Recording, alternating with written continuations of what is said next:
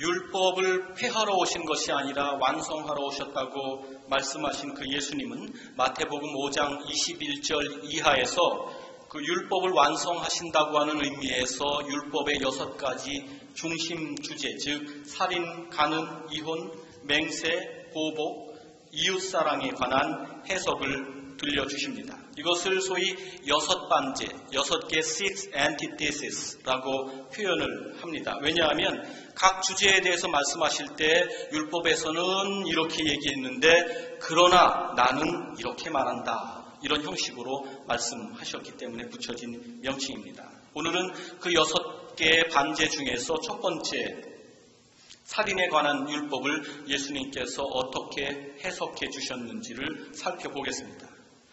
율법의 핵심인 10계명 제6계명은 살인하지 말라는 그러한 말씀으로 되어 있습니다.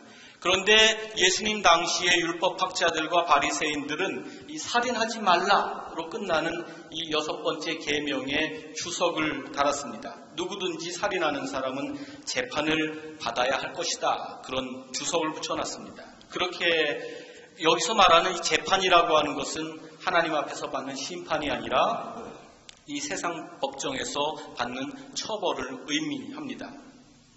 살인하지 말라고 하는 계명을 통해서 하나님께서는 생명의 절대적인 가치를 우리에게 말씀해 주시는 것인데 바리새인들과 율법학자들은 거기에 토를 달면서 그 뜻을 이렇게 변형시킨 것입니다. 처벌받기 싫으면 살인하지 말라. 처벌받기 싫으면 살인하지 말라.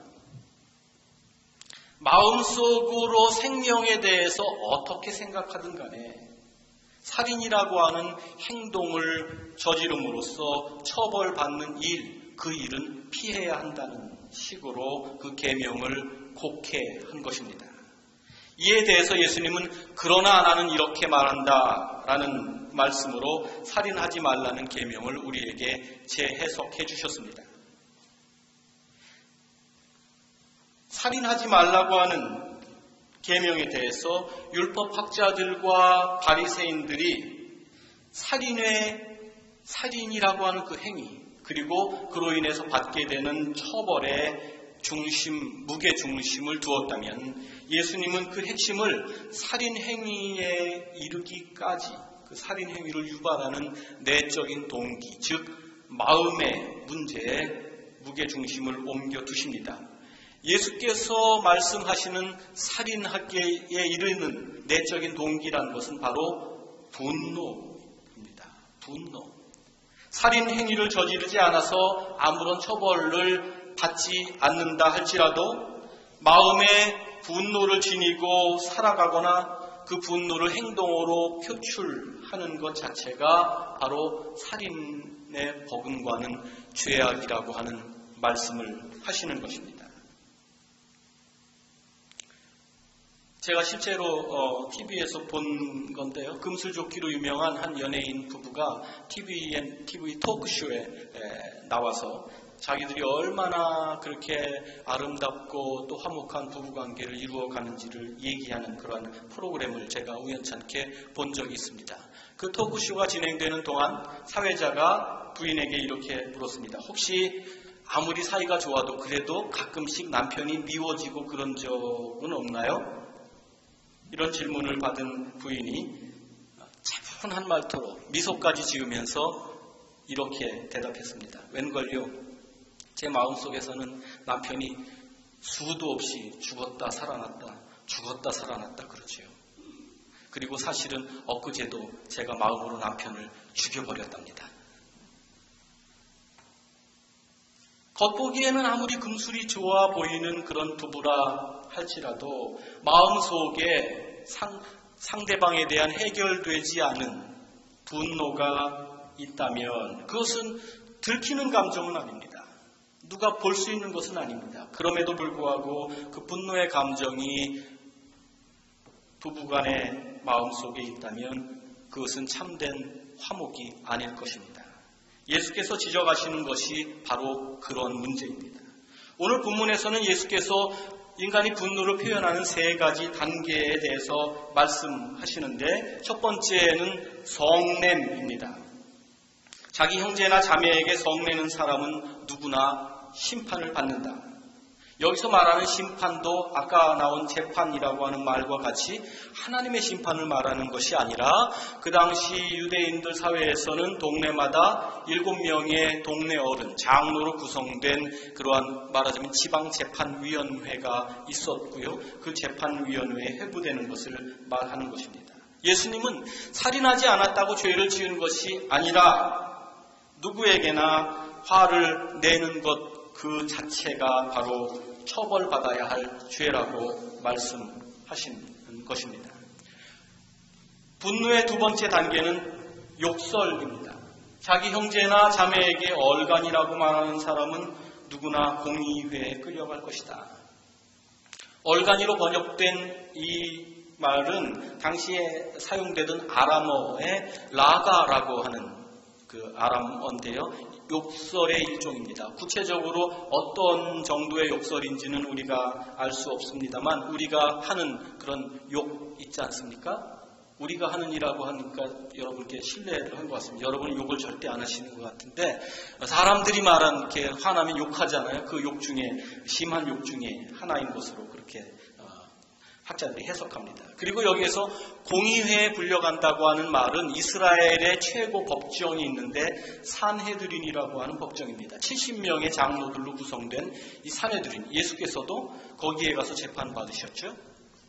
그 산헤드린 법정을 의미하는 것입니다.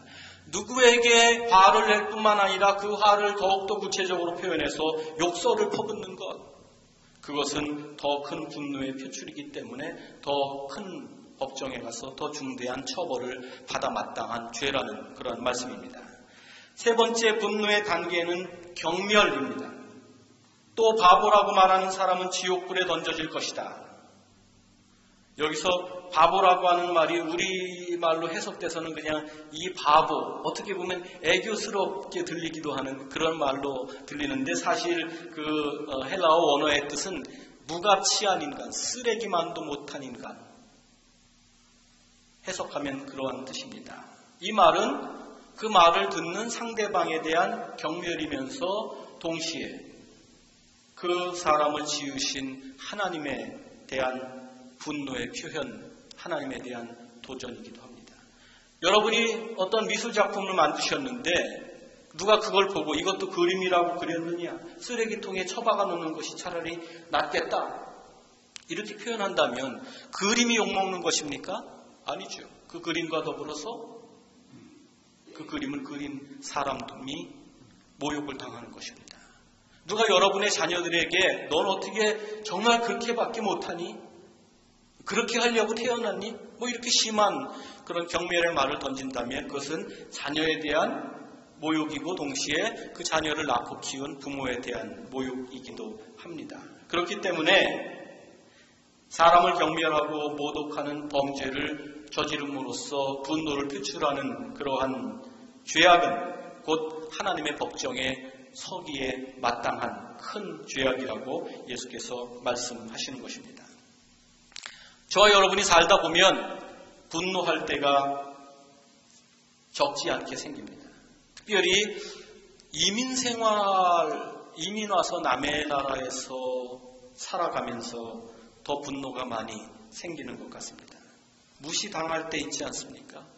그리고 속임을 당할 때, 누군가에게 이용당할 때, 배신당할 때, 평등하지 않은 대접을 받거나 혹은 인종차별을 당할 때, 혹은 오해를 받아서 억울한 누명을 쓸 때, 언어적인 폭력을 당하거나 또 육체적인 폭행을 당할 때, 상대방의 실수나 범죄로 인해서 그 피해가 나한테 고스란히 올 때, 그리고 사회적인 차원에서 있어서는 안 되는 불의한 일들이 일어나는 것을 볼 때, 그리고 그 밖에 여러 가지 경우에 있어서 우리는 분노의 감정을 품게 됩니다. 우리가 원하지 않던 그 감정이 생기는 경우가 많이 있습니다. 그 분노의 감정을 우리가 적절하게 다스리지 못하면 세 가지 차원에서 피해를 입게 됩니다. 첫째는 분노는 자기를 망칩니다. 여러분, 바다에서 폭풍우가 몰아치는데 어떻게 평안하게 항해를 할 수 있겠습니까? 마찬가지입니다. 우리의 마음 깊은 곳에서 분노가 폭우처럼 폭풍우처럼 들끓으면 우리의 마음은 평안할 수 없습니다. 그렇게 평안을 잃어버린 마음은 병들게 되어 있습니다. 그리고 마음의 평안을 잃을 뿐만 아니라 분노는 사람도 잃게 만듭니다. 분노의 감정을 다스리지 못하는 사람은 친구도 잃어버릴 수 있고요. 어떤 경우에는 직장에서 쫓겨날 수도 있고요. 그리고 가정에 어려움을 겪을 수도 있습니다. 잠언 21장 말씀에 다투며 성내는 여인과 함께 사는 것보다 광야에서 사는 것이 낫다 그랬습니다. 여자분들 정신이 번쩍 드시죠? 다투며 성내는 일들 그냥 말끝마다 짜증내고 시비 걸고 화부터 내고 이러는 여인들. 그러나 여러분, 여자들만 그럽니까? 남자들이 더 그럴 수도 있습니다. 하여튼 그렇게 하면은 가정에 반드시 어려움을 겪는다는 그러한 잠언의 말씀입니다. 그래서 분노는 자기의 마음의 평안도 해치고 사람도 잃고 더 나아가서 분노는 자기 몸의 건강도 해칩니다. 억압된 분노는 구토, 위궤양, 설사, 궤양성 대장염, 가려움증, 피부 질환, 천식, 호흡장애, 중풍 등을 동반하고 전문가의 말입니다. 반대로 그 분노가 갑자기 폭발되면 뇌출혈, 고혈압, 뇌동맥경화증, 뇌졸중, 심장마비 등을 유발합니다. 미국의 유명한 의사이자 생리학자였던 존 헌터라고 하는 사람이 있었는데 이 사람이 분노와 인간의 수명과의 관계를 연구했습니다. 그래서 결론을 얻기를 분노는 사람의 생명을 앗아가는 가장 치명적인 독약과 같다 그랬고요. 그 연구 결과를 의학 세미나에서 발표를 했습니다. 발표한 후에 이제 그 연구 논문에 대한 토론이 있었는데 어떤 젊은 한 의사가 일어나서 그 존 헌터 박사가 연구한 것에 대한 엄청난 비판을 퍼부었습니다. 세미나에서는 학문적으로 서로 그렇게 할 수 있는 일이죠. 그런데 이 존 헌터 박사가 분에 이기지 못해서 자기도 벌떡 일어나서 고함 지르고 소리 지르면서 어떻게 내 논문에 그렇게 모욕적인 코멘트를 달 수 있냐고 막 하다가 무슨 일이 일어났겠습니까? 쓰러져서 닥터 헌터가 사망하고 말았습니다. 사망 원인은 분노로 인한 심장 혈관의 순환 장애였습니다. 어떻게 누가 돌아가셨다는데 웃으실 수 있어요? 이 존 헌터는 자기가 화내다 죽음으로써 자기 자신의 연구가 옳다고 하는 것을 입증한 것입니다. 분노는 이렇게 우리의 목숨까지도 앗아갈 수 있습니다. 분노의 두 번째 피해는 다른 사람을 망칩니다. 화를 잘 내고 욕하고 폭력적이고 늘 분노를 표출하면서 살아가는 그 부모 밑에서 자라난 자녀들 역시 폭력적이 됩니다. 심리적으로 불안합니다. 사회성의 결핍을 경험하게 됩니다. 그러니까 부모가 분노하면 자녀를 망치는 것입니다. 그래서 사도 바울이 자녀를 노엽게 하지 말라 그렇게 말씀하지 않으셨습니까? 이 말씀이 바로 분노를 대물림하지 말라 그런 뜻입니다. 그것뿐이 아닙니다. 분노는 전염성이 굉장히 강합니다. 그래서 지금 여러분 이렇게 편안하고 은혜로운 표정을 다 짓고 계신데 여기에 누군가 마음속에 분노가 가득 찬 사람이 와서 앉으면요 순식간에 이 분위기가 그쪽으로 휩쓸려 버립니다. 그만큼 전염성이 강합니다. 한 사람이 다 분노하는데 한 사람이 평안한 사람이 오면은요 그 사람마저도 분노에 쌓이게 되고요. 다 평안하지만 한 사람이 분노를 가지고 오면 그 사람 때문에 다 불쾌감과 불안감을 느끼게 됩니다. 분노는 다른 사람도 망칩니다. 세 번째로 분노의 피해는 분노는 하나님과의 관계까지 망친다는 사실입니다. 인간관계 속에서 형성된 그 분노, 그걸 제대로 다스리지 못하면 그 감정은 곧 하나님에 대한 불평, 하나님에 대한 원망으로 이어집니다. 어둠과 빛이 공존할 수 없는 것처럼 분노의 감정을 가진 사람은 하나님에 대한 감사의 마음을 갖고 살 수 없습니다. 감사의 마음을 갖고 살 수 없으니까 결국은 하나님한테 왜 저한테 이런 일이 자꾸 일어나도록 그렇게 하시는 거예요? 불평하고 하나님을 원망해서 하나님과 멀어지게 되는 것입니다. 사도 바울은 우리가 이 분노의 피해자가 되지 않도록 해주시기 위해서 귀한 말씀 한 절을 우리에게 영적인 지혜의 말씀으로 들려주었습니다. 분을 내어도 죄를 짓지 말며 해가 지도록 분을 품지 말고 마귀에게 틈을 주지 말라. 이 말씀에서 우리는 분노를 현명하게 처리할 수 있는 몇 가지 지혜를 얻게 됩니다.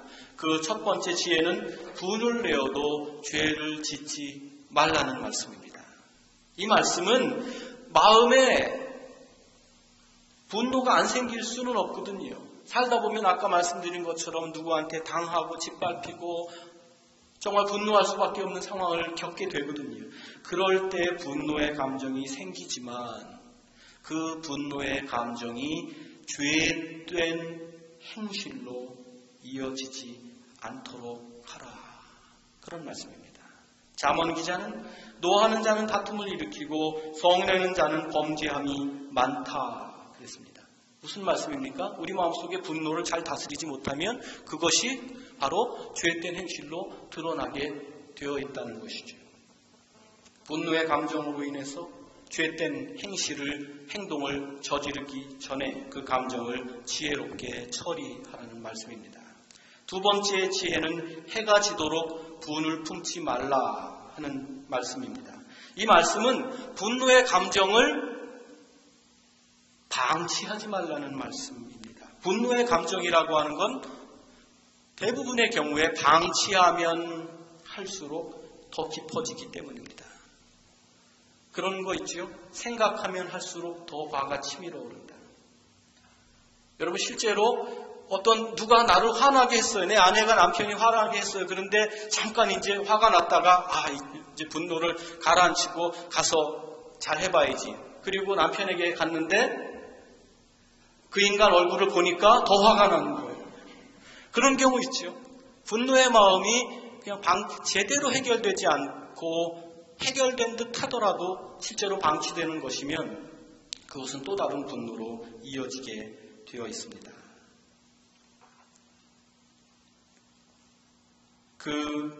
그렇게 되지 않도록 분노의 마음을 방치하지 말라. 신속하게, 되도록이면 신속하게 그 어두운 감정을 처리하라는 말씀입니다.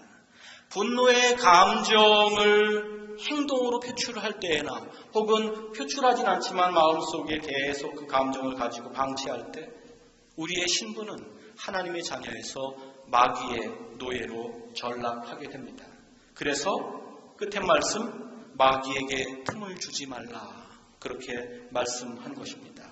이렇게 마귀에게 틈을 주지 않기 위해서 가장 분노를 잘 처리할 수 있는 처방은 바로 기도라고 하는 것입니다.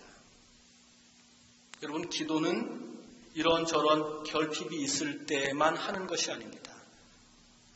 마음속에 분노가 일 때마다 기도해야 합니다. 왜냐하면 기도는 분노를 하나님께 맡기는 행위이기 때문입니다. 자기의 분노를 자기가 품고 있으면 말씀드린 것처럼 그 분노는 더 깊어집니다. 그러나 그 분노를 하나님께 맡기면 하나님께서는 그 분노로 상한 마음을 치유해 주십니다. 이런 맥락에서 사도 바울은 로마서 12장에서 누군가 너를 분노하게 하는 사람, 우리는 그를 원수라고 부르죠. 그 원수를 너희가 친히 갚지 말고 하나님의 진노하심에 그 원수를 맡겨라. 말하자면 그 원수로 인한 분노를 하나님께 맡기라고 했습니다. 우리가 기도를 통해서 분노의 감정을 하나님께 맡기면 하나님께서는 세 단계의 은총을 허락하십니다. 첫째는 위로하십니다. 분노로 인해서 속 상한, 말 그대로 속이 상합니다. 그 상한 속을 하나님께서 위로해 주십니다. 괜찮아. 네가 다른 사람이 널 다 버렸어도 나는 너와 함께 있다. 둘째 단계는 우리의 자존감을 회복시켜 주십니다. 왜 분노합니까? 우리의 인격이 짓밟히고 우리의 이해가 빼앗기고 그래서 분노합니다. 그럴 때 하나님께서는 우리에게 찾아오셔서 사람들이 너를 어떻게 대한다 할지라도 너를 아무리 무시하고 경멸해도 너는 여전히 나의 걸작품이다. 사람들이 너에게 어떠한 것을 퍼붓는다 할지라도 너는 나의 사랑을 한 몸에 받는 내 존귀한 자녀다. 그렇게 말씀해 주심으로 우리가 얼마나 귀한 존재인지를 깨닫게 하십니다. 세 번째, 하나님의 치유는 용서의 마음을 주시는 것입니다. 우리가 하나님께로부터 받은 용서와 은혜를 깨닫게 하시고 그래서 우리도 그와 같이 누군가를 용서하며 살도록 하나님께서는 우리에게 용서의 마음을 허락하십니다. 살다 보면 누구 때문에 내가 화나고 분노하는 일도 있습니다만 그러나 여러분, 나 때문에 누군가가 분노하는 일은 없습니까? 그런 일도 있습니다. 어떤 경우에는 더 많을 수도 있습니다. 오늘 본문 22절에 예수님의 말씀이 분노를 표출하는 것에 대한 교훈의 말씀이라면 23절부터 26절의 말씀은 다른 사람이 나로 인해서 분노하게 되었을 때 해야 할 행동에 대한 지침입니다. 본문이 말하는 상황은 두 가지입니다. 첫째는 누군가가 나로 인해서 분노해서 원한을 갖는 경우, 그리고 둘째는 누군가가 분노를 참지 못하고 나를 고소해서 법정에 가야 하는 경우입니다. 이 두 가지 상황에서 우리가 해야 할 일은 적극적으로 화해를 모색하는 것이라고 예수님께서 말씀하십니다. 이 화해를 모색한다고 하는 것은 그 위기 상황을 모면하기 위한 것이 아니라 나 때문에 누군가가 그렇게 분노할 만큼 마음이 상해 있다면 그것을 풀어주어야 한다고 하는 차원에서 취해야 하는 행동인 것입니다. 분노를 다스리는 것만큼 중요한 것이 누군가를 분노하지 않도록 하는 것, 분노를 유발하지 않도록 하는 것입니다. 그리고 살다 보면 그게 잘 안 될 때가 있습니다. 안 그러려고 하는데 자꾸 누군가를 화나게 하고 원한의 감정을 불러일으키는 경우가 없지 않습니다. 그럴 경우 겸손히 자기 자신을 잘못을 인정하고 용서를 구할 수 있는 용기가 있어야 합니다. 우리는 그럴 때 흔히 이렇게 이야기하죠. 내가 뭘 어떻게 했다고 그렇게까지 화를 냅니까? 그것이 그렇게 화를 낼 일입니까? 당신이 화내는 것은 내가 화나게 했기 때문이 아니라 당신 성질이 그만큼 못됐기 때문 아닙니까? 그렇게 이야기하는 경우 없습니까? 이건 올바른 태도가 아니라는 것입니다. 우리로 인해서 누군가가 분노하고 우리의 명백한 잘못인 것이 확실할 때 그래서 상대방을 분노하게 만들었다면 우리의 잘못을 겸손하게 인정하고 용기를 내어서 용서를 구하고 화해를 청해야 한다는 말씀입니다. 오늘 이 예수님의 말씀 요약하면 이렇습니다. 살인이라는 명백한 범죄를 저지르지 않더라도 죄에서 자유로운 것은 아니다. 내가 마음속으로 누군가를 향해 분노를 표출하거나 마음속에 여전히 담고 살아간다면 그것도 심각한 죄악이다. 분노의 감정을 해결하라. 분노를 표출하지 말아야 하는 것, 그것은 물론이고 분노의 마음조차 품지 않도록 노력하라. 이를 위해서 시시때때로 기도하라. 그리고 너로 인해서 누군가가 분노하고 있다면 용기를 내어서 그를 찾아가라. 진실한 마음으로 용서를 구하고 화해를 청하라. 교회 여러분, 분노의 감정은 우리 자신을 불행하게 만들고 우리 이웃을 불안하게 만들고 불편하게 만듭니다. 나아가서 이 분노의 감정은 하나님께 불경죄를 짓게 만듭니다. 불행과 불안과 불편과 불경을 불러일으키는 이 분노의 감정, 우리가 적절하게 처리하면서 살아가야 행복할 수 있습니다.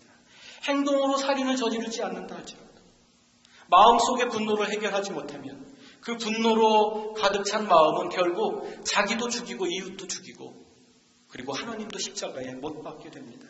분노는 이런 의미에서 사탄이 일할 수 있는 전초 기지입니다. 우리가 분노하는 만큼 사탄의 기지는 든든해집니다. 그러므로 마음속에 분노가 일 때마다 기도하고 또 기도함으로 한편으로는 우리의 분노의 마음을 주님께 맡길 수 있도록, 다른 한편으로는 우리 자신을 돌아보아서 다른 사람을 분노하게 만들지 않도록 덕스럽게 살 수 있어야 합니다. 이것이 그리스도인들이 감당해야 할 거룩한 사명입니다. 우리의 마음을 주님께 맡김으로 분노의 감옥에서 나와서 용서하고 용서받고 화해하는 마음으로, 그리스도의 마음으로 일평생 살아갈 수 있기를 율법을 완성하시는 예수 그리스도의 이름으로 간절히 축원합니다. 기도하겠습니다.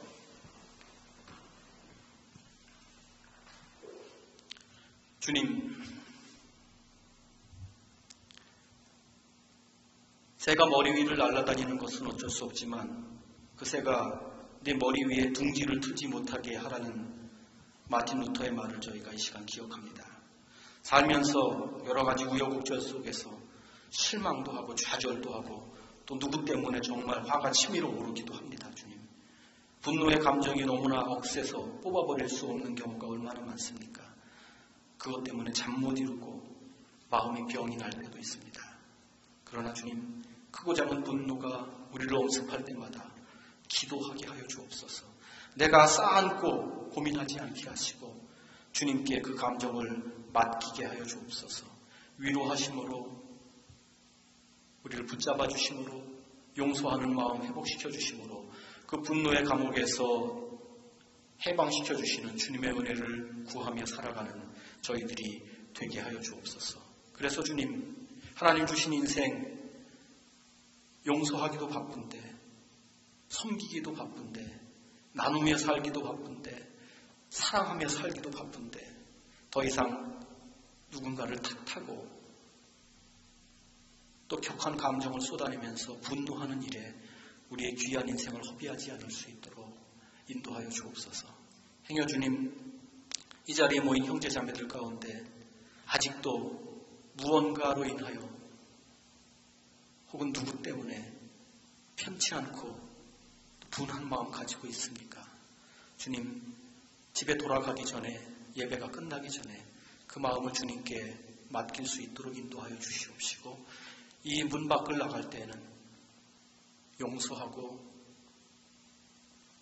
너그럽게 손잡아줄 수 있는 주님의 따뜻한 마음 품고 갈 수 있도록 은혜를 베풀어 주시옵소서. 예수님의 이름으로 기도하옵나이다. 아멘.